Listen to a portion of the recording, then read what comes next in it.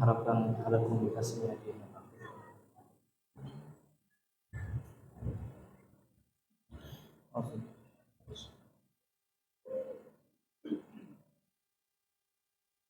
Allahu Akbar.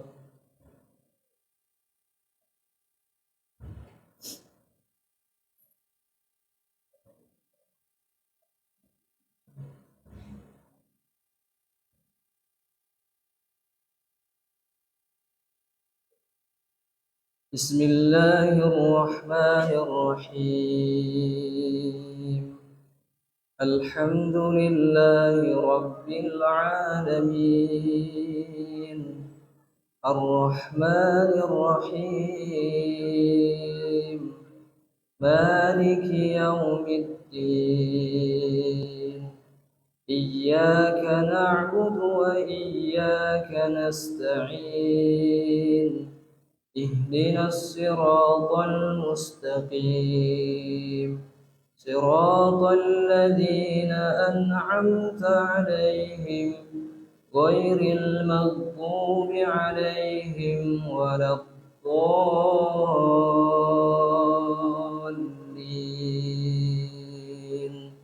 آمين.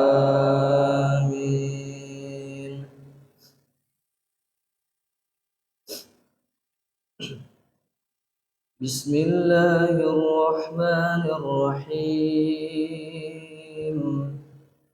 والضحى والليل إذا سجى ما ودعك ربك وما قلى وللآخرة خير لك من الأولى ولسوف يعطيك ربك فترضى ألم يجدك يتيما فآوى ووجدك ضالا فهدى ووجدك عائلا فأغنى فأما اليتيم فلا تقهر وأما السائل فلا تنهر وأما بنعمة ربك فحدث. الله أكبر.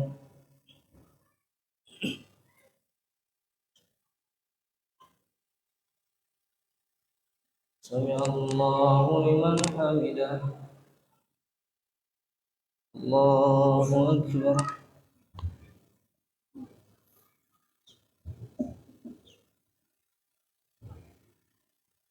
الله أكبر.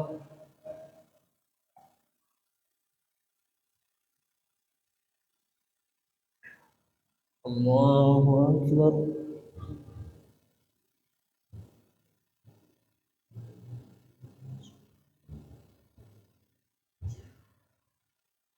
الله أكبر. بسم الله الرحمن الرحيم الحمد لله رب العالمين الرحمن الرحيم مالك يوم الدين إياك نعبد وإياك نستعين اهدنا الصراط المستقيم صراط الذين أنعمت عليهم غير المغضوب عليهم ولا الضالين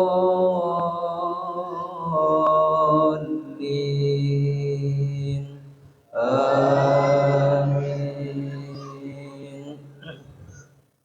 بسم الله الرحمن الرحيم أرأيت الذي يكذب بالدين فذلك الذي يدع اليتيم ولا يحض على طعام المسكين فويل للمصلين الذين هم عن صلاتهم ساهون الذين هم يراءون ويمنعون الماعون. الله أكبر.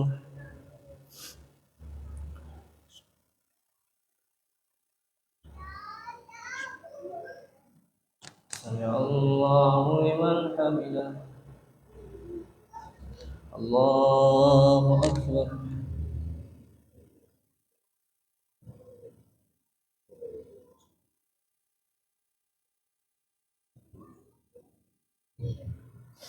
الله أكبر.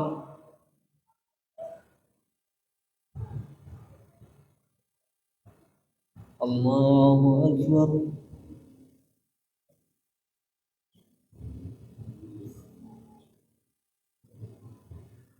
الله أكبر.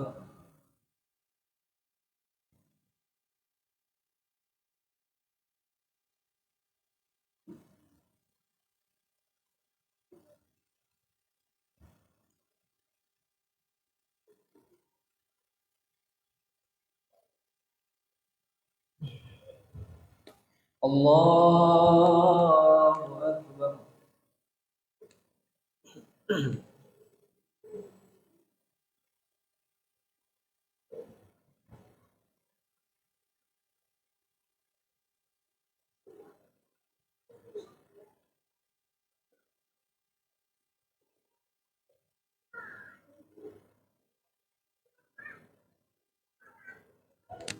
الله أكبر.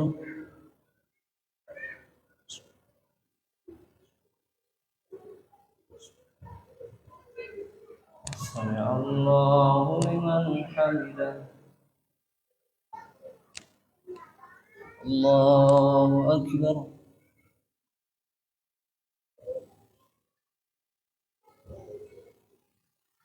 الله أكبر.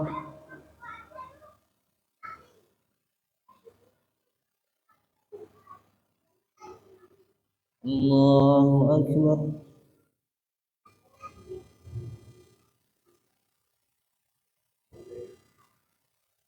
الله أكبر.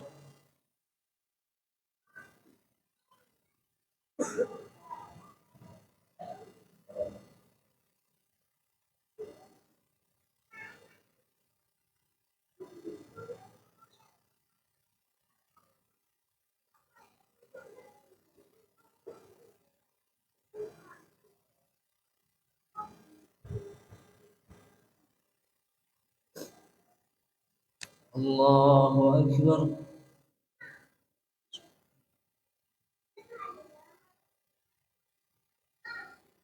سمع الله لمن حمده.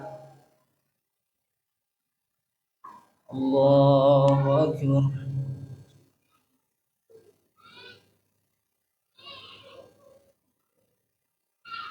الله أكبر.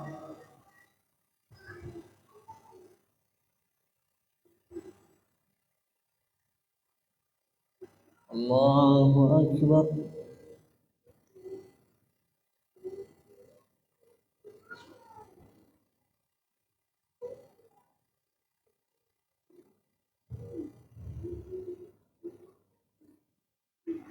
الله أكبر.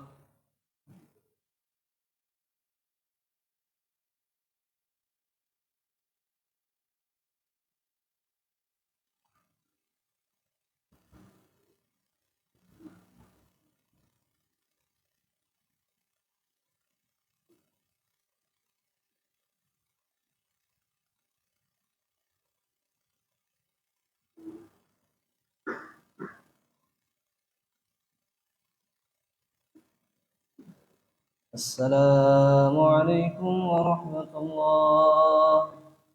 السلام عليكم ورحمة الله.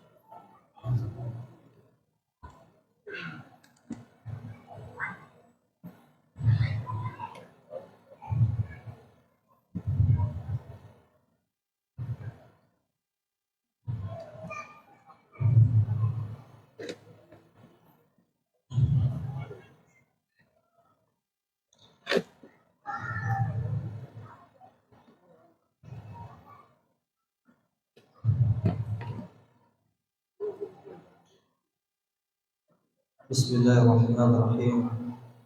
Assalamualaikum warahmatullahi wabarakatuh.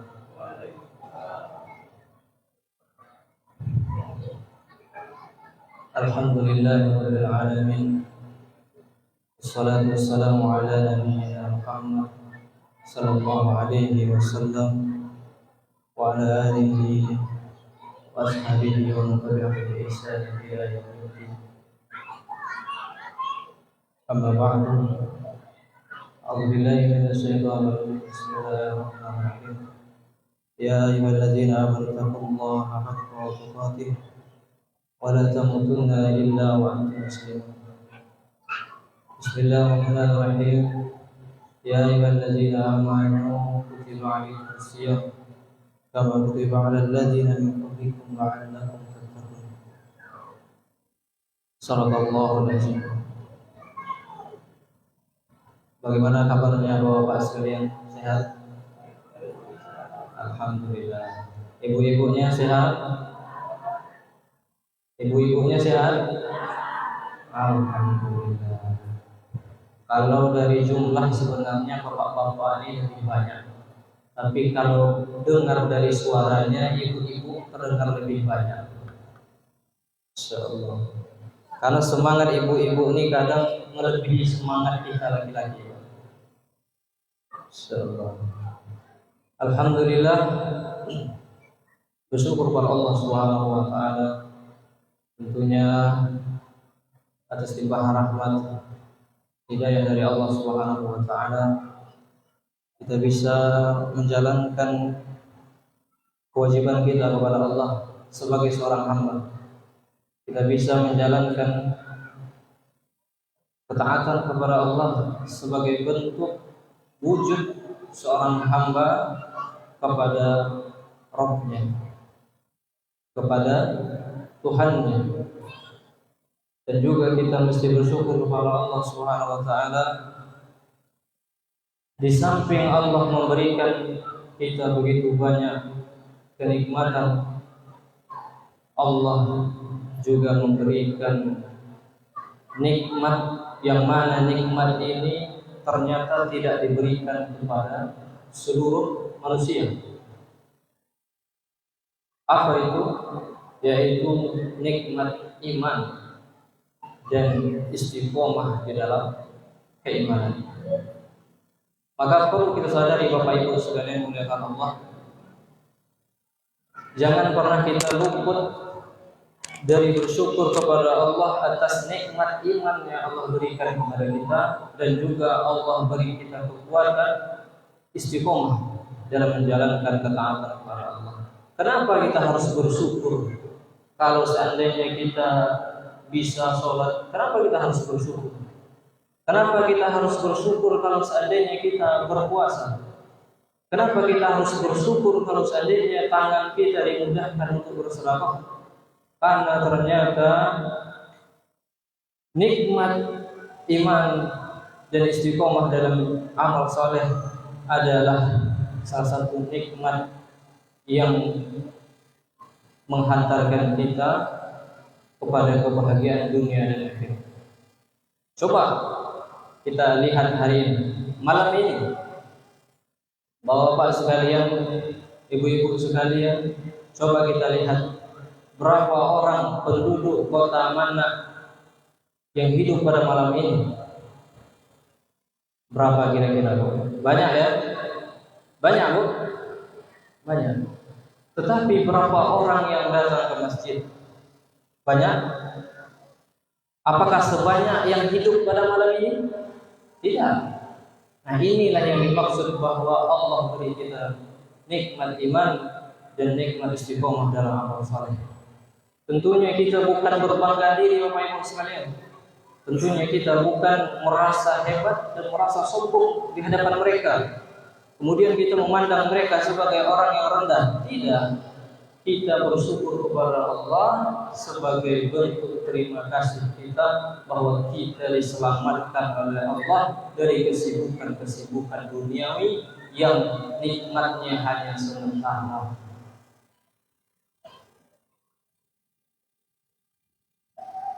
Coba kita lihat, orang tarawih dia masih jualan, orang sholat Isya dia masih jualan. Nah, jualan, kerja, memang ini juga ibadah kepada Allah Subhanahu wa taala. Tetapi ada ibadah yang utama, ada yang tidak. Maka jangan sampai ibadah pekerjaan melalaikan kita dari ibadah salat. Gara-gara kerja akhirnya tidak puasa karena alasannya pekerjaan saya berat. Kalau saya tidak minum, kalau saya tidak makan, maka saya tidak sanggup, maka saya akan pingsan. Nah, ini mereka lebih memilih pekerjaannya dibanding puasa. Alhamdulillah. Bapak Ibu yang dimuliakan Allah Subhanahu wa taala. Kemudian kita bersolawat kepada Nabi sallallahu alaihi wasallam. Allahumma shalli ala Muhammad wa ala ali Muhammad.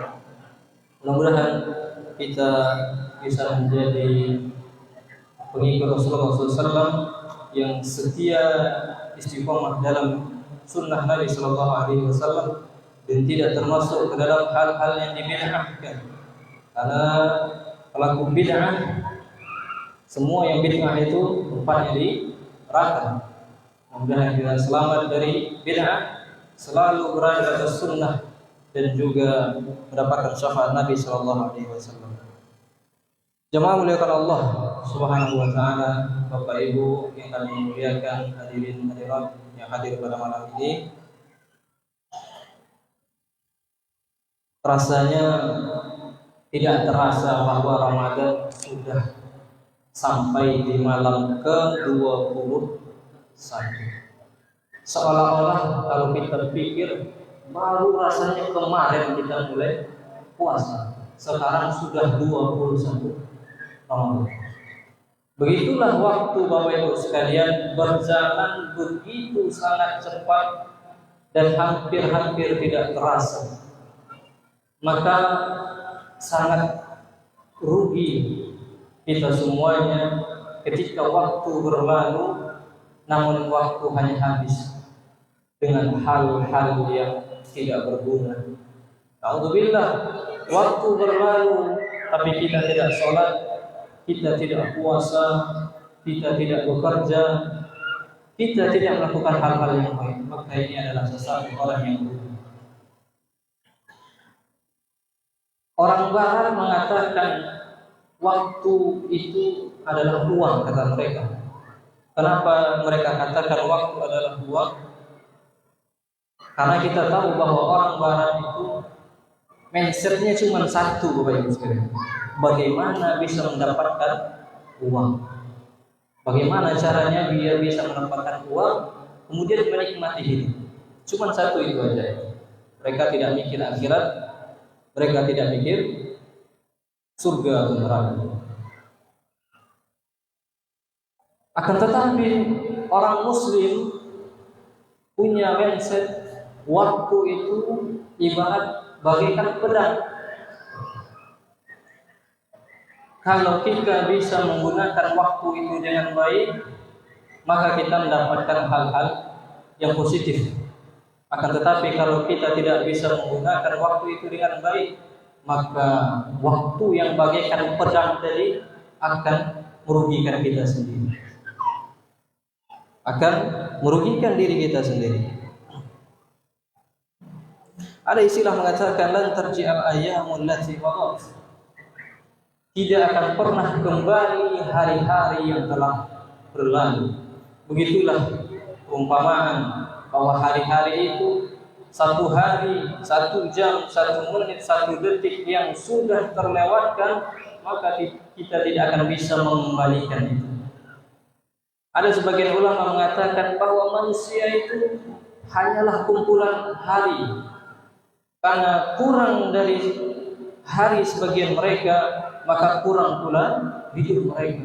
Karena kita semuanya hanya dikasih modal yang sama oleh Allah, yaitu adalah waktu.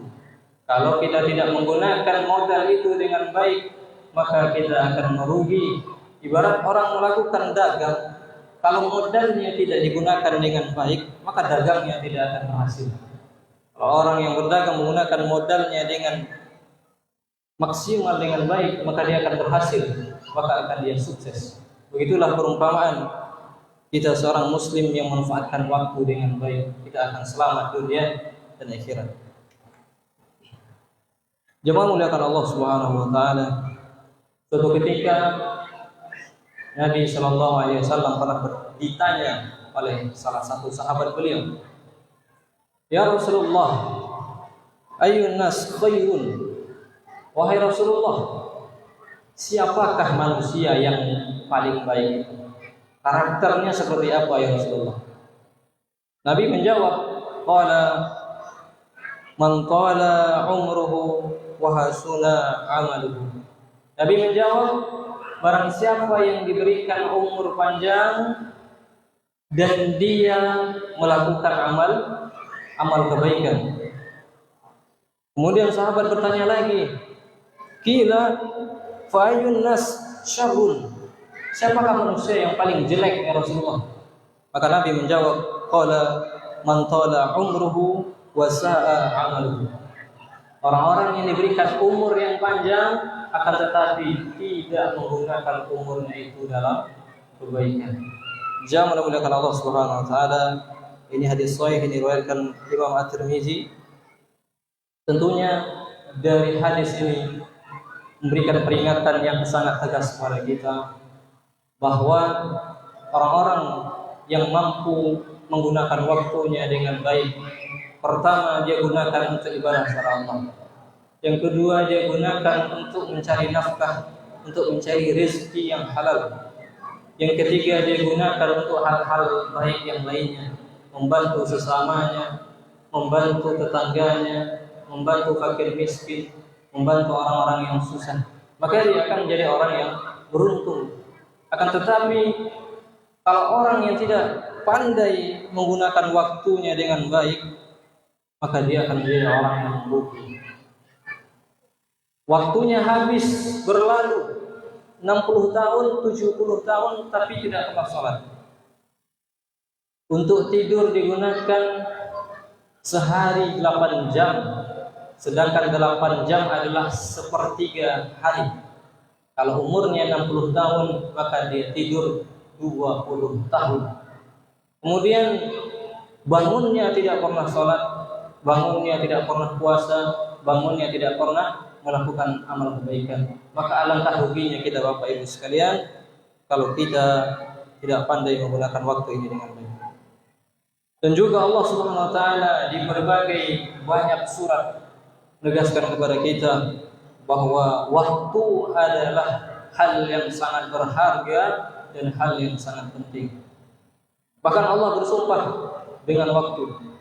Kalau Allah menyebutkan sesuatu dalam Al-Quran, bahkan Allah bersumpah dengan sesuatu, maka berarti sesuatu itu sangatlah penting dan besar. Dan juga ada pesan penting yang ingin disampaikan oleh Allah. Allah mengatakan wal fajr. Allah juga mengatakan wadduha, wal lail. Dan banyak lagi Allah memberikan isyarat. Di dalam Quran surah Al-Asr, Allah Subhanahu wa taala berfirman, "A'udzubillahi minasyaitonir rajim. Bismillahirrahmanirrahim. Wal 'asr innal insana lafi khusr illa alladziina aamanu wa 'amilus shalihaati wa tawassaw bil haqqi wa tawassaw bis sabr." Wal 'asr, demi masa, demi waktu. Innal insana lafi khusr. Sesungguhnya manusia berada di dalam kerugian. Allah menekankan manusia, apakah itu muslim atau tidak muslim, mereka berada dalam kerugian kata Allah. Akan tetapi di ayat selanjutnya Allah memberikan pengecualian, illal ladzina amanu wa 'amilus shalihat, kecuali orang-orang yang beriman. Yang pertama adalah sifatnya beriman. Wa 'amilus shalihat, yang kedua melakukan amal saleh, salat 5 waktu, ditambah salat sunnah, ditambah dengan puasa, zakat, haji, sedekah, infak dan lain sebagainya. Wa 'amilus shalihat wa tawassaw bil haqqi wa tawassaw bis sabr. Tidak cukup beriman dan beramal saleh, belum cukup. Ternyata mesti harus 2 hal lagi yang harus dikerjakan, yaitu wa tawassaw bil haqqi wa tawassaw bis sabr. Saling memberikan peringatan di dalam kebenaran dan juga memberi peringatan dalam sabaran. Wa itu belakang Allah Subhanahu wa taala. Insyaallah alhamdulillah rabbil alamin, kita semuanya adalah seorang muslim dan insyaallah kita orang yang beriman kepada Allah. Dan juga insyaallah kita beramal saleh. Tadi kita salat Isya dan insyaallah nanti kita salat tarawih. Insyaallah kita beramal saleh. Akan tetapi 2 hal setelahnya yang berat untuk kita lakukan, yaitu adalah saling memberi nasihat dalam kebaikan dan sabar, atau bahasa kerennya amal ma'ruf nahi munkar. Mengajak kepada yang baik, mencegah dari perbuatan yang munkar. Bapak Ibu yang dimuliakan Allah, memberi nasihat bukan hanya tugasnya ulama, bukan hanya tugasnya seorang kiai, bukan hanya tugasnya seorang ustaz. Akan tetapi tugas kita semua memberikan nasihat. Nasihat bukan hanya harus di atas mimbar, tidak harus di atas dengan khutbah, dengan ceramah, tapi ajakan kita untuk sholat jamaah pun itu sudah dianggap sebagai amal ma'ruf nahi munkar. Mulai dari lingkup terkecil, bapak ibu punya keluarga, bapak ajak istri keluarga untuk sholat 5 waktu. Ini adalah bentuk amal ma'ruf nahi munkar. Kemudian cegah istri bapak kalau seandainya keluar rumah tanpa hijab, tanpa kerudung, apalagi pakai baju yang belum siap bahan. Bapak ibu juga begitu, ibu-ibu sekalian tetap punya kesempatan amal ma'ruf nahi munkar. Didik anak-anak kita untuk sholat, didik mereka untuk berhijab, didik mereka untuk taat kepada Allah. Jadi jangan bayangkan, wah amal ma'ruf nahi munkar susah, saya harus jadi ustaz dulu, saya harus jadi ulama dulu. Tidak, kita semua bisa dan punya kewajiban untuk amal ma'ruf nahi munkar, tergantung porsi kita masing-masing. Bapak Ibu yang Allah Subhanahu wa taala, terkhusus di bulan Ramadan ini, mudah-mudahan kita semua mampu untuk memaksakan diri untuk maksimalkan waktu kita ini dalam hal-hal yang baik. Tentunya nasihat ini, seorang pemberi nasihat atau seorang pemberi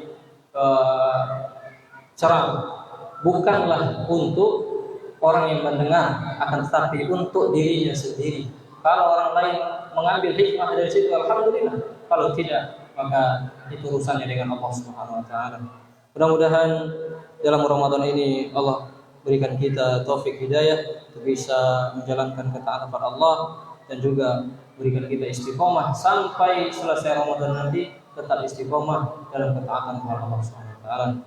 Mudah-mudahan juga Allah memberikan ampunan kepada kita dan menerima amal ibadah kita semua. Mungkin itu saja yang bisa kita sampaikan, mudah-mudahan bermanfaat. Kurang lebihnya kami mohon maaf. Wabillahi taufiq wal hidayah. Assalamualaikum warahmatullahi wabarakatuh.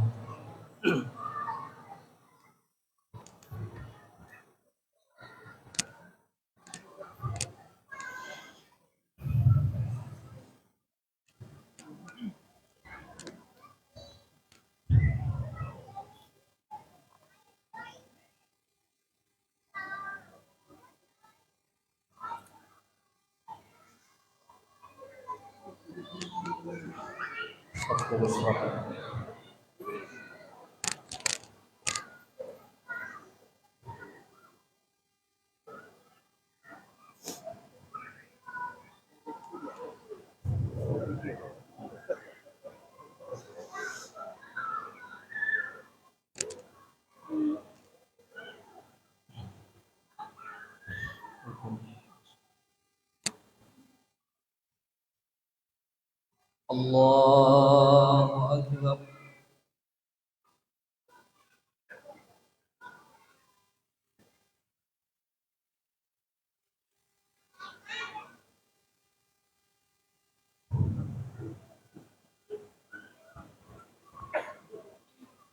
Bismillahirrahmanirrahim.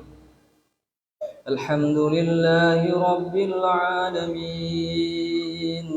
Ar-Rahmanir Rahim. Maliki yaumiddin. Iyyaka na'budu wa iyyaka nasta'in. Ihdinas siratal mustaqim. Siratal ladzina an'amta 'alaihim ghairil maghdubi 'alaihim waladdallin. Amin. بسم الله الرحمن الرحيم والضحى والليل إذا سجى ما ودعك ربك وما قلى وللآخرة خير لك من الأولى ولسوف يعطيك ربك فترضى ألم يجدك يتيما فآوى ووجدك ضالا فهدى ووجدك عائلا فأغنى فأما اليتيم فلا تقهر وأما السائل فلا تنهر وأما بنعمة ربك فحدث الله أكبر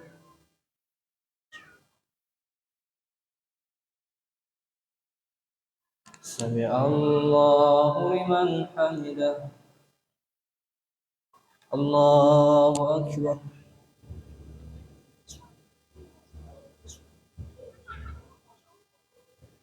الله أكبر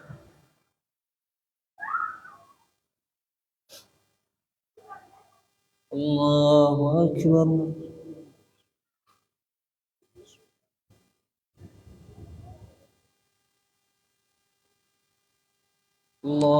الله أكبر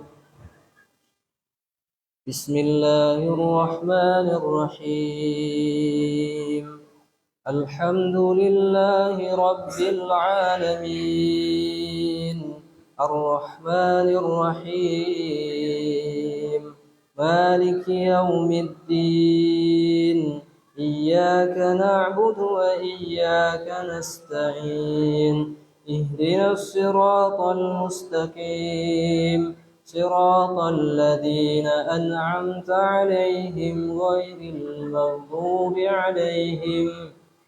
المغضوب عليهم ولا الضالين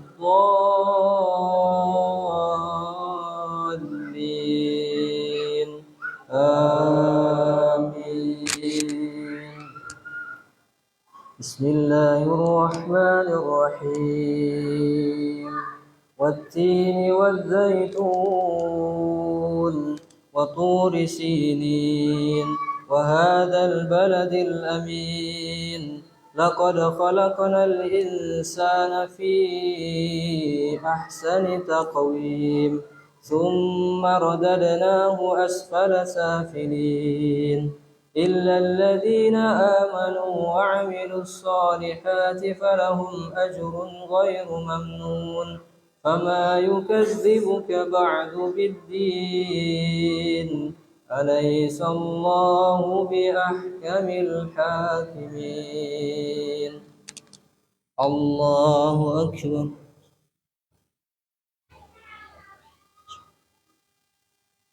سمع الله لمن حمده الله أكبر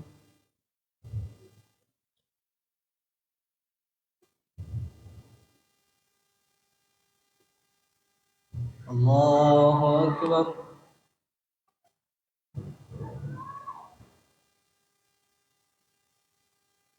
الله أكبر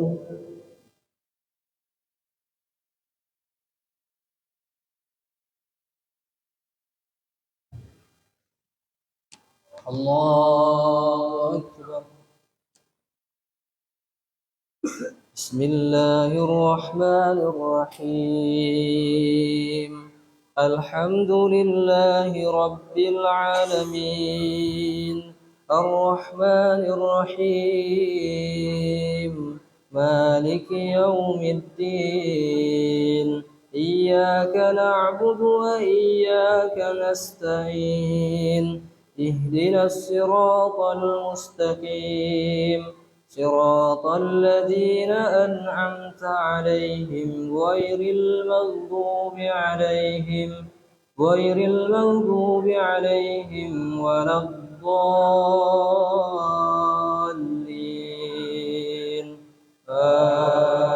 آمين بسم الله الرحمن الرحيم والعصر إن الإنسان لفي خسر إلا الذين آمنوا وعملوا الصالحات وتواصوا بالحق وتواصوا بالصبر.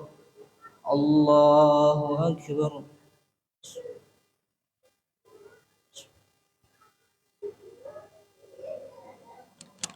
سمع الله لمن حمده.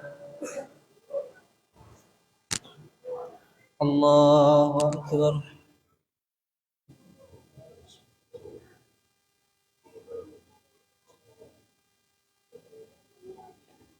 الله أكبر.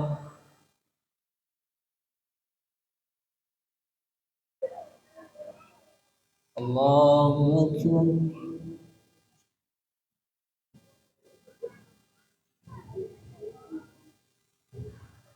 الله أكبر. بسم الله الرحمن الرحيم.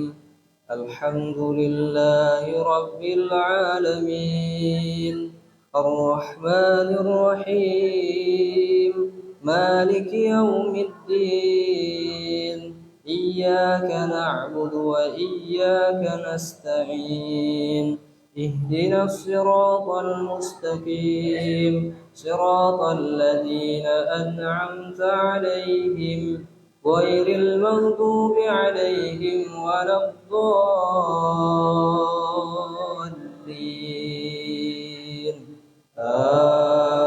آمين.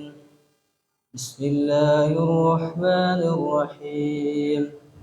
ألم تر كيف فعل ربك بأصحاب الفيل ألم يجعل كيدهم في تضليل وأرسل عليهم طيرا أبابيل ترميهم بحجارة من سجيل فجعلهم كعصف معقول. الله أكبر.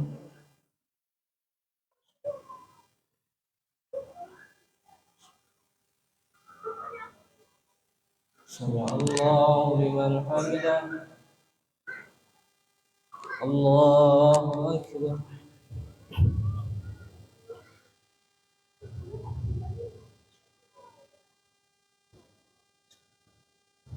الله أكبر.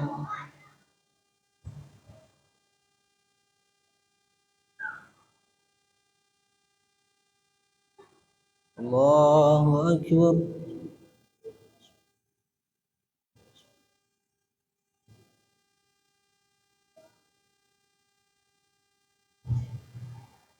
الله أكبر.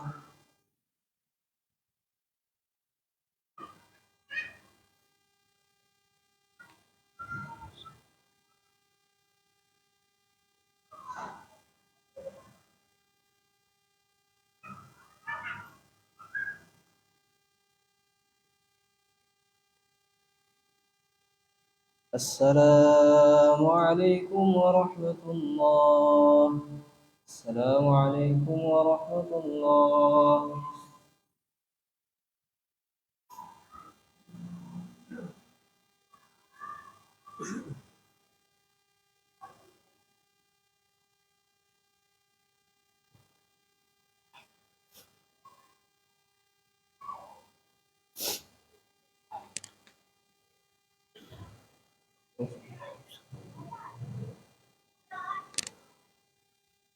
الله أكبر.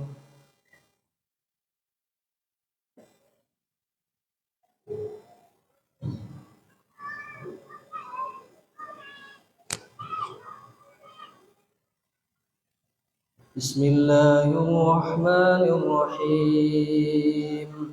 الحمد لله رب العالمين الرحمن الرحيم مالك يوم الدين إياك نعبد وإياك نستعين اهدنا الصراط المستقيم صراط الذين أنعمت عليهم غير المغضوب عليهم ولا الضالين الضالين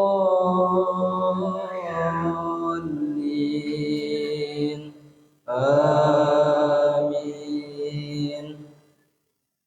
بسم الله الرحمن الرحيم. لإيلاف قريش إيلافهم رحلة الشتاء والصيف فليعبدوا رب هذا البيت الذي أطعمهم من جوع وآمنهم من خوف. الله أكبر.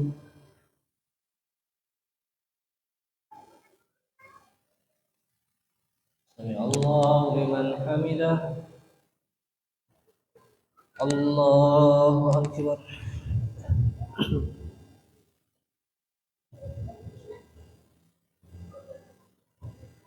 الله أكبر.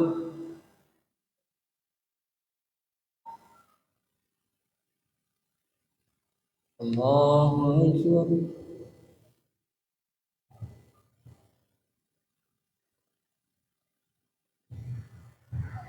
الله أكبر. بسم الله الرحمن الرحيم.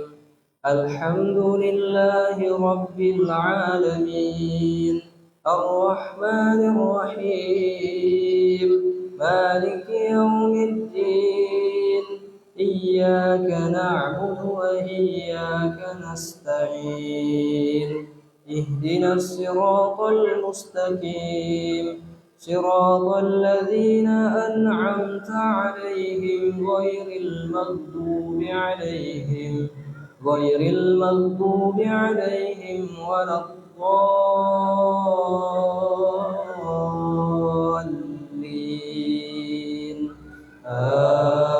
آمين.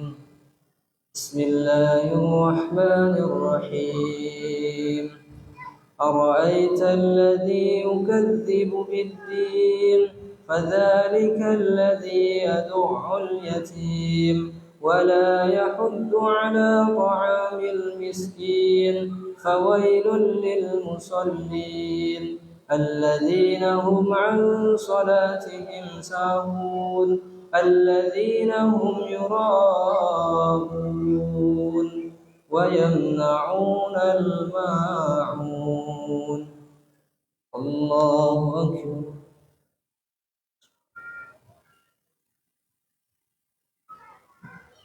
سمع الله لمن حمده. الله أكبر.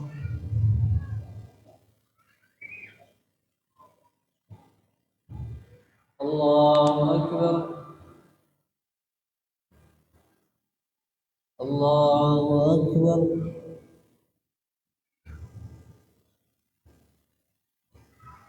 الله أكبر. بسم الله الرحمن الرحيم. الحمد لله رب العالمين الرحمن الرحيم مالك يوم الدين إياك نعبد وإياك نستعين اهدنا الصراط المستقيم صراط الذين أنعمت عليهم غير المغضوب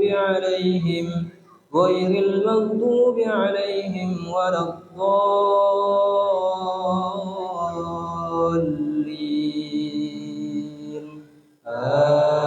آمين.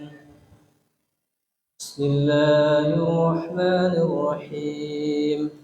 إنا أعطيناك الكوثر فصل لربك وانحر إن شانئك هو الأبتر. الله أكبر.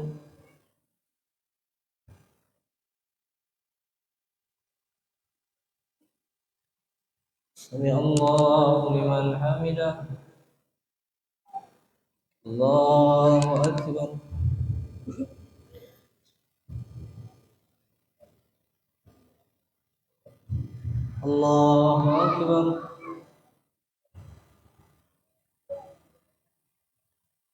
الله أكبر.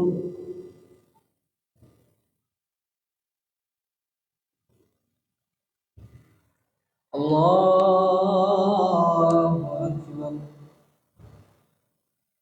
بسم الله الرحمن الرحيم. الحمد لله رب العالمين الرحمن الرحيم مالك يوم الدين إياك نعبد وإياك نستعين اهدنا الصراط المستقيم صراط الذين أنعمت عليهم غير المغضوب عليهم ولا الضالين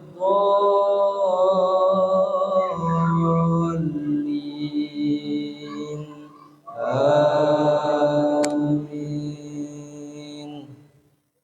بسم الله الرحمن الرحيم. قل يا أيها الكافرون لا أعبد ما تعبدون ولا أنتم عابدون ما أعبد ولا أنا عابد ما عبدتم ولا أنتم عابدون ما أعبد لكم دينكم ولي دين. الله أكبر.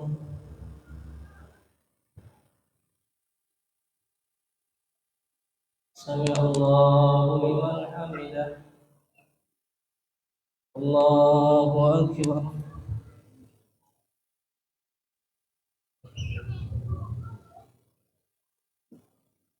الله أكبر.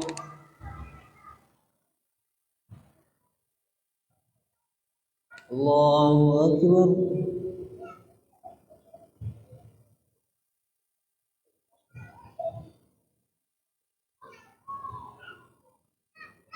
الله أكبر.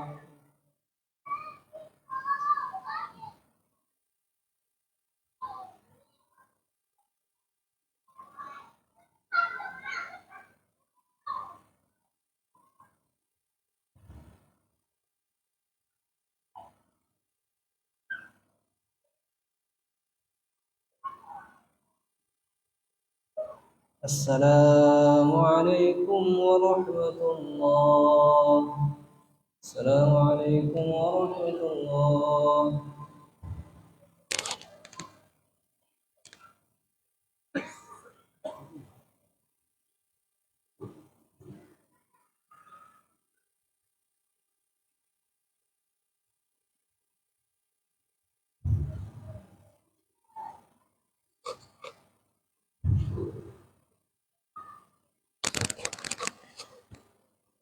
صلاة الوتر.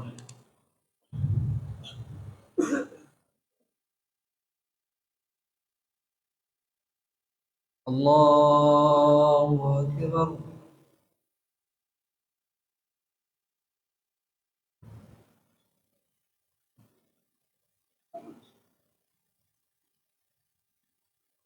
بسم الله الرحمن الرحيم.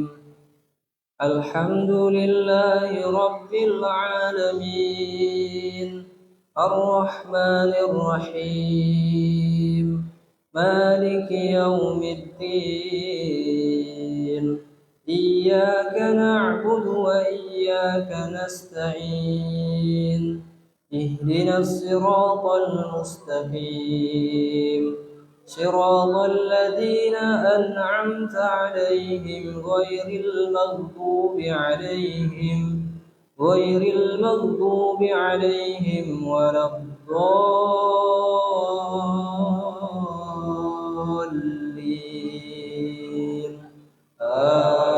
آمين. بسم الله الرحمن الرحيم.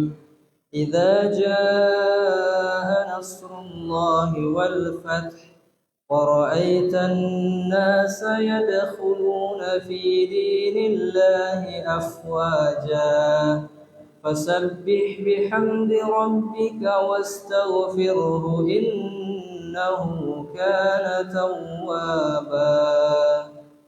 الله أكبر.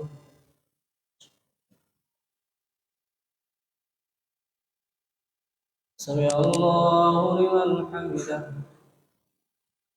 الله أكبر.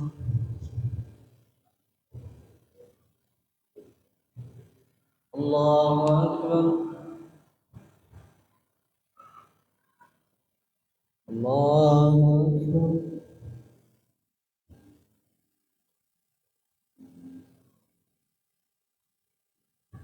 الله أكبر. بسم الله الرحمن الرحيم.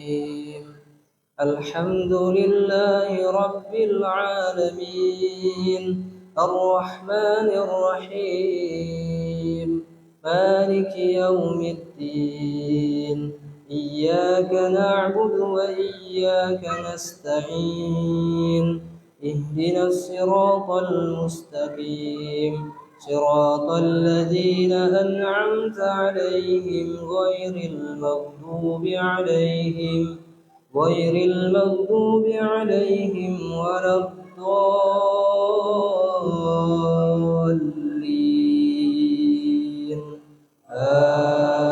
آمين. بسم الله الرحمن الرحيم. قل هو الله أحد الله الصمد لم يلد ولم يولد ولم يكن له كفوا أحد. الله أكبر.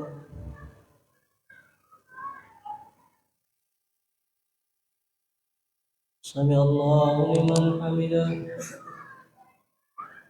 الله أكبر.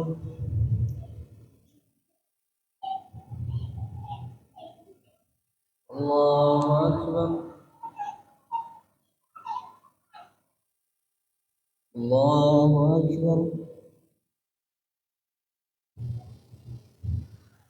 الله أكبر. بسم الله الرحمن الرحيم. الحمد لله رب العالمين الرحمن الرحيم مالك يوم الدين إياك نعبد وإياك نستعين اهدنا الصراط المستقيم صراط الذين أنعمت عليهم غير المغضوب عليهم ولا الضالين.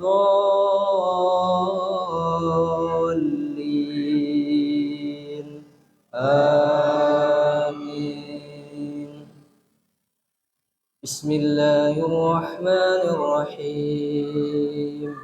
قل أعوذ برب الناس ملك الناس إله الناس من شر الوسواس الخناس الذي يوسوس في صدور الناس من الجنة والناس. الله أكبر.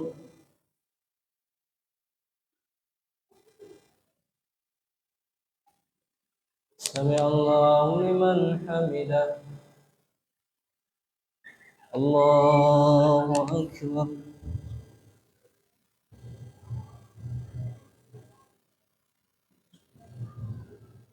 الله أكبر.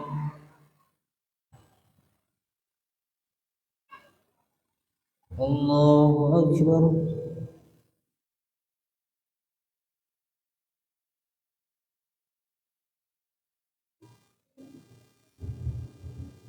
الله أكبر.